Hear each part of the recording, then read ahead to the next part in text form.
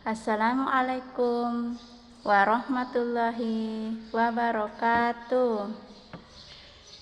Bagaimana kabarnya hari ini anak soleha? Alhamdulillah, luar biasa. Allahu Akbar. Baik anak soleha, hari ini kita belajar pendidikan agama Islam dan budi pekerti kelas 8. Nah, sebelum kita belajar, marilah kita sama-sama membaca doa sebelum belajar. Doa sebelum belajar. Bismillahirrahmanirrahim. Allahumma inni as'aluka ilman nafi'a wa rizqan thayyiba wa amalan mutaqabbala. Oke, anak soleha, hari ini kita belajar tentang iman kepada Nabi dan Rasul.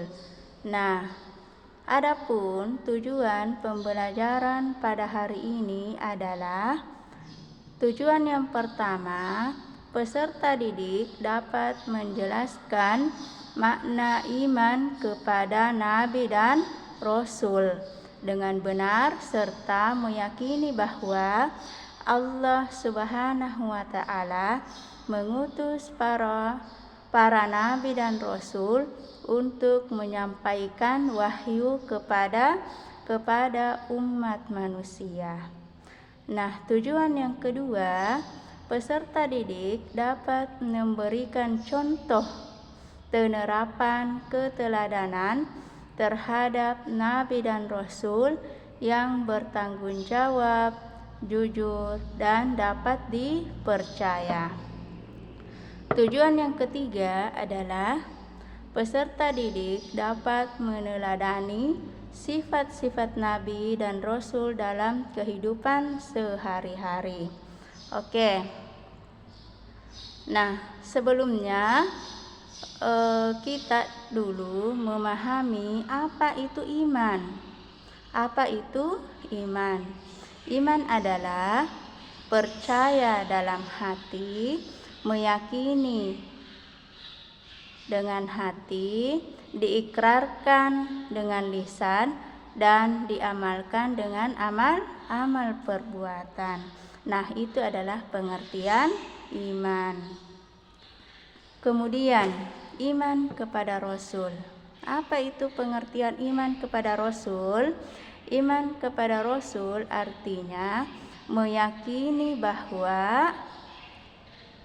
meyakini dengan sepenuh hati bahwa Allah Subhanahu wa Ta'ala telah mengutus para rasulnya untuk menyampaikan kepada umatnya. Para rasul ini bertugas menyampaikan wahyu dari Allah Subhanahu wa Ta'ala untuk memberikan petunjuk bagi umat manusia ke jalan yang lurus sehingga dapat mencapai kebahagiaan di dunia dan di akhirat. Oleh sebab itu, sebagai orang yang beriman wajib mempercayai dengan sepenuh hati terhadap kerasulan para utusan Allah. Nah, tugas para rasul, ada tugasnya para rasul anak soleha. Yang mana itu? Tugasnya yang pertama sebagai pembawa ajaran tauhid yang benar. Yang kedua, sebagai pembawa kabar gembira bahwa hamba-hamba Allah Subhanahu wa Ta'ala yang saat kelak akan mendapatkan balasan kebaikan di surga. Nah, tugas yang ketiga sebagai pemberi peringatan bahwa manusia yang ingkar, berbuat kejahatan, maksiat, dan menganiaya akan mendapatkan balasan di neraka. Selanjutnya, anak soleha, ada sifat-sifat para rasul. Yang mana itu sifat Rasulullah? Nah, ada sifat wajib. Sifat wajib para rasul itu ada 4. Ada 4. Yang mana itu? Sifat wajib yang pertama adalah sidik. Sidik artinya berkata benar. Jadi apapun yang dikatakan oleh Rasul merupakan kebenaran. Yang kedua, sifat wajib yang kedua adalah amanah. Amanah artinya dapat dipercaya. Seorang Rasul sangat dipercaya oleh umatnya. Nah, sifat wajib yang ketiga adalah tabligh. Tabligh artinya menyampaikan. Jadi, seorang rasul adalah manusia pilihan Allah Subhanahu wa taala yang menyampaikan wahyu yang diterima kepada umatnya. Sifat wajib yang keempat adalah fatana. Fatana artinya cerdas. Seorang rasul merupakan manusia pilihan Allah Subhanahu wa taala yang cerdas, tidak pelupa dan tidak pikun. Nah, ada juga sifat mustahilnya anak soleha. Yang mana itu sifat mustahilnya? Yang pertama adalah kazib. Kazib artinya dusta.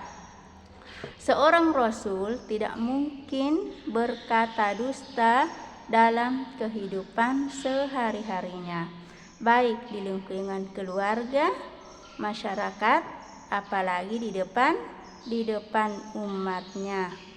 Yang kedua, sifat mustahil yang kedua anak soleha adalah khianat. Khianat artinya tidak dapat dipercaya. Seorang rasul tidak mungkin berkhianat terhadap umatnya. Sifat mustahil yang ketiga adalah kitman. Kitman artinya menyembunyikan. Seorang rasul tidak mungkin menyembunyikan walaupun sedikit dari wahyu yang telah diterimanya. Kemudian sifat mustahil yang keempat adalah balada. Balada artinya bodoh. Jika seorang rasul bersifat bodoh, pasti akan dipermainkan oleh umatnya. Nah, ada juga sifat jaiznya rasul anak soleha. Yang mana itu? Sifat jaiz para rasul yaitu aradul basyariyah. Aradul basyariyah artinya bersifat sebagaimana kebiasaan manusia pada umumnya, seperti makan, minum, haus, lapar, dan sebagainya. Nah, yang mana itu contoh penerapan keteladanan Rasulullah anak soleha? Ya, kita lihat dari segi akhlaknya. Bagaimana akhlaknya Rasul? Akhlaknya yang paling mulia yaitu selalu menyertakan pendapat yang baik dan tidak pernah melakukan hal-hal yang buruk, berperilaku kasar, dan tidak pernah berteriak. Oke, baik anak soleha. Sebagai kesimpulan bahwa iman kepada Rasul adalah meyakini dengan sepenuh hati bahwa Allah Subhanahu wa taala telah mengutus para rasulnya untuk menyampaikan wahyu kepada umatnya.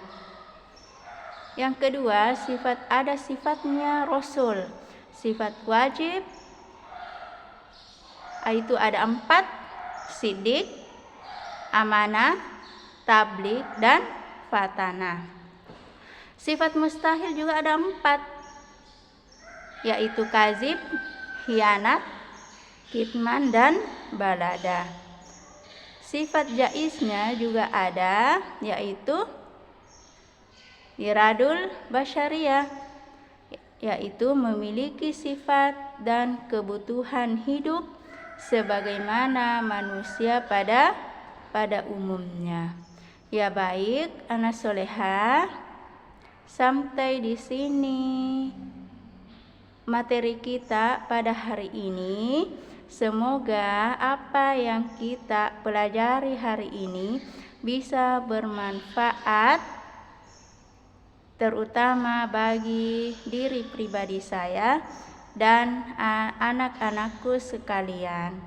Ya, syukron anak soleha. Assalamualaikum warahmatullahi wabarakatuh.